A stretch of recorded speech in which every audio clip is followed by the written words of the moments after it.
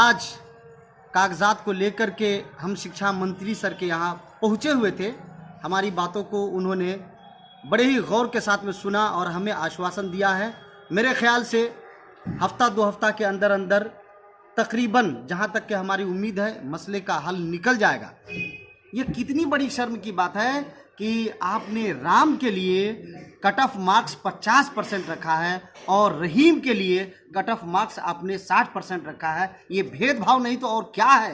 नमस्कार, आप देख रहे हैं बेदरक बात में। मैं आपके साथ वसीम रजा। इस वक्त मैं मौजूद हूँ पटना की सड़कों पर, और पटना की सड़कों पर मौजूद इसलिए हूँ कि लगातार इतने जब धरने होंगे पटना में, तो जो लोग हैं, जो मुश्किल है, जो समस्याएं हैं लोगों की, वो रोड पर ही मिल जाती। जी हाँ, मैं बात कर रहा हूँ अभी इस वक्त उर्दू बंगला टीईटी शिक्षकों की, जो 7 सालों से अपनी लड़ाई लड़ रहे हैं। 7 सालों से लड़ाई सिर्फ 10% के लिए लड़ रहे हैं, या यूँ कहूँ कि 5% के लिए लड़ रहे हैं। वो लड़ाई सिर्फ इसलिए लड़ रहे हैं कि उन्हें एक दफ़ा पास करके फेल कर दिया गया था।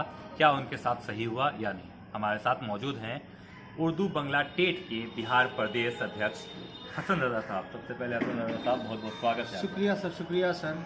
सबसे पहली बात यह है कि सदन में जिन विधायकों ने हमारी आवाज़ को उठाया है, हमारी बातों को रखा है, हम उन विधायकों का दिल से पूरे बिहार के उम्मीदवार शुक्रिया अदा करते हैं। खास करके हम वज़ीर आला और वज़ीर तालीम का इस बात का शुक्रिया अदा करते हैं कि उन्होंने पूरे बिहार के उर्दू टीईटी उम्मीदवारों की आवाज़ों को सुना है और कागजात को लेकर के बुलाया है।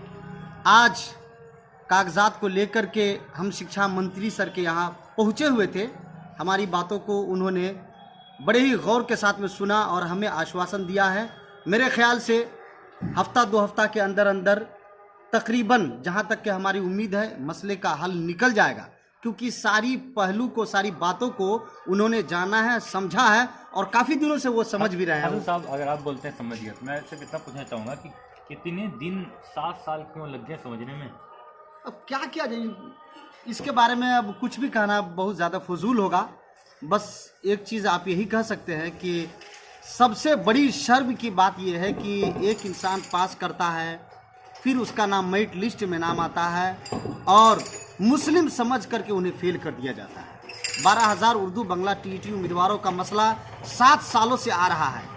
आप मुस्लिम बच्चों को, मुस्लिम उम्मीदवारों को आप 60% पे पास करते हैं और 60% पे पास करने के बाद भी वो पास हो जाता है, उसका नाम मेरिट लिस्ट में नाम आ जाता है, तब उन्हें फेल किया जाता है। वही आप जनरल हिंदी टीईटी उम्मीदवारों को 50% पे आप पास करते हैं। ये कितनी बड़ी शर्म की बात है कि आपने राम के लिए कट ऑफ मार्क्स 50% रखा है और रहीम के लिए कट ऑफ मार्क्स आपने 60% रखा है। ये भेदभाव नहीं तो और क्या है। क्या लगता है हसन साहब, इस बार आपकी शिक्षा मंत्री से बात जब हुई, क्या इस बार सफलता मिलेगी आप लोगों को? देखिए, ये कोई गारंटी के साथ में कोई नहीं कह सकता है। हमारा काम है कोशिश करना, हमारा काम है मेहनत करना, हमारा काम है अपनी आवाज़ को वहाँ तक पहुँचना और पहुँचाना और अपनी बातों का रखना। उनका काम है निर्णय लेना। अगर 2 हफ्ता के अंदर वो निर्णय या फैसला नहीं लेते हैं तो फिर पूरे बिहार के उम्मीदवार सक्षम हैं सरकार से अपनी बात मनवाने के लिए, चाहे जैसे भी वो चाहे, जिस एतबार से चाहे, हम बिल्कुल तैयार हैं। इसलिए तैयार है क्योंकि सरकारी सुप्रीम कोर्ट का सरकारी लीगल ओपिनियन आ गया। लीगल ओपिनियन के आधार पे करना चाहिए था।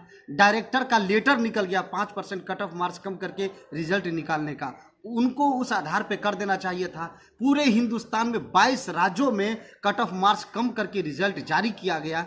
यार, इसके में जो कुछ भी कहा जाए बहुत कम है। ये कोई नया तरीका नहीं है कि अलग से आप जो है संविधान या कोई कानून या कोई आईन बना रहे हैं। आपके सामने तो 1000 मिसालें हैं, आपके सामने 1000 एग्जाम्पल है। आप क्यों नहीं कर सकते हैं? फालतू में आप बहलाए हुए, फुसलाए हुए, बहकाए हुए हैं। तो सरकार से हम बहुत ही हमदर्दाना ये गुजारिश करते हैं, ये अपील करते हैं, बहानाबाजी कुछ भी मत कीजिए, उल्टी सीधी बातों को हटाइए, खेला ख़त्म कीजिए। बहुत आपने लोगों को परेशान किया है, लोग अब डिप्रेशन के शिकार बन रहे हैं। आपके पास में सारा फाइल जमा कर दिया गया है, उस सारे फाइल, ओपिनियन और डायरेक्टर के लेटर के मुताबिक आप रिजल्ट जारी करने का निर्णय लीजिए।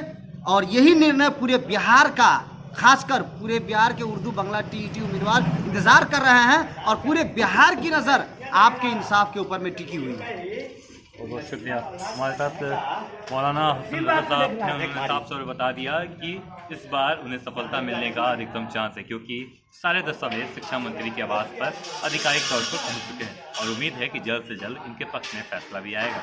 हालांकि उन्होंने एक और बात बताई कि अगर इनके पक्ष में फैसला नहीं आता है तो पूरे बिहार में उर्दू बांग्ला के जितने भी अभ्यर्थी हैं सब कहीं ना कहीं एकजुट होकर हल्ला बोल करेंगे, ये सुनिश्चित कहा है। हैदराबाद देखने के लिए धन्यवाद।